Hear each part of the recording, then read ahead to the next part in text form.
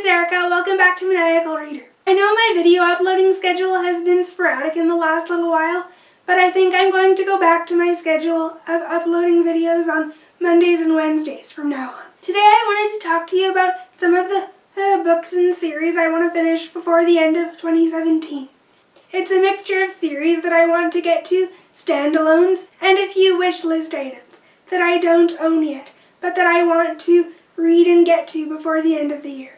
The first series that I want to get to is A Court of Thorns and Roses by Sarah J. Maas. This series is definitely one of the more popular ones, and it's been talked about for many months now, since the third and final book, A Court of Wings and Ruin, recently came out a few months ago. I haven't picked up this series yet, but I definitely want to. I've read the first 4 books in the Throne of Glass series, and I really enjoyed them, but I'm waiting until that full series is complete before I complete that series. Since there's only 3 books in his series that follow the main character Farah's point of view, that's why I'm choosing to get to this series before the end of the year and binge read them all, since the 3 books follow Farah's character arc in this series. I don't know much about this series other than the fact that it's a Beauty and the Beast retelling. I really like Sarah J. Maas as an author, so I'm looking forward to getting to this series. The next one is Percy Jackson and the Olympian series. This should come as no surprise, since this book has been on my TBR for a while, and I never seem to get to it when I say I will. I'm not sure if I'm going to read both A Court of Thorns and Roses or the Percy Jackson series, but I'm leaning towards only finishing one of them this year. The next series that I want to start is the Body Finder series by Kimberly Derting. The Body Finder is the first book in a YA paranormal fantasy series, and it's about this girl named Violet Ambrose who has the ability to search for dead bodies. I'm thinking about reading this book in October, so I'll definitely get to this series soon. Next up I have Sweet Evil by Wendy Higgins. This is the first book in a YA paranormal fantasy series, and it follows this girl named Anna Witt, and in her world, teens have the ability to be good and bad influences, and Anna's always been a good girl, but she's had this inexplicable pull towards danger, and then she meets this guy named Caden. I've heard that this book series has to do with angels and demons and whether you're going to balance out your good side with your dark side. It sounds like an interesting series. I've heard that this book has a similar writing style to Jennifer L. Armentrout's Luck series, so I'm looking forward to getting to this series before the end of the year as well. Next book I have here is Clipped Wings by Helena. This isn't really a series, it's a duology, but it's a new adult romance duology. It's about this girl named Tenley Page who finds herself falling for a guy named Hayden Stryker who's a tattoo artist, and apparently these two characters have some sort of broken past, but they're really attracted to each other, so hopefully they can overcome their tragic pasts and have a relationship with each other.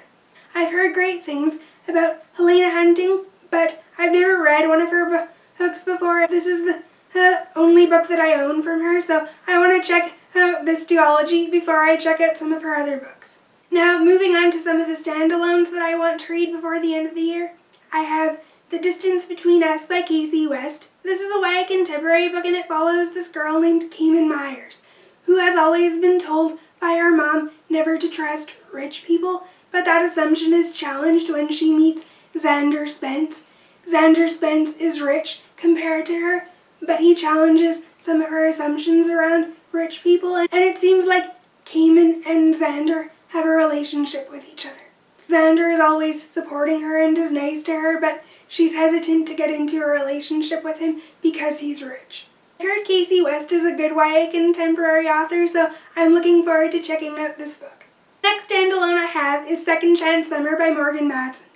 This is another YA contemporary standalone, and I don't know much about this book other than the fact that something happens to one of the family members in the main character's family, and so the main character has to try to reconnect with her family once she hears this bad news, and I think it's all about her returning to a summer camp and reconnecting with some of her old friends that she used to know. Now Matson is another great YA contemporary author, but she tends to write more fluffy YA contemporary. I think this is the only serious emotional YA contemporary book that she has out, so that's why I wanted to pick up this one and read this one first, since I enjoy emotional contemporary stories a little bit more than the light and fluffy ones.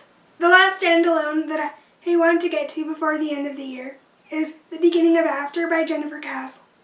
This is another serious YA contemporary. It's about this girl named Laurel, whose parents and brother are killed in a car accident, and at the wheel is the father of her neighbor David, whose mom is also killed in this car accident. This book is just about Laurel finding out a new way to exist now that her family is gone, and she finds herself growing attracted to David against her better judgment, and she's not really sure if she should get into a relationship with David given what's happened to her family and all that she's gone through. This book is about Laurel finding out a new way to exist without her family and just trying to move on from this terrible tragedy. Now I have 3 books on my wish list that I want to get to before the end of the year. The first one is Beautifully Broken Girls by Kim Savage. I don't really know much about this book other than it's a YA contemporary, but I think there's also a mystery element to it.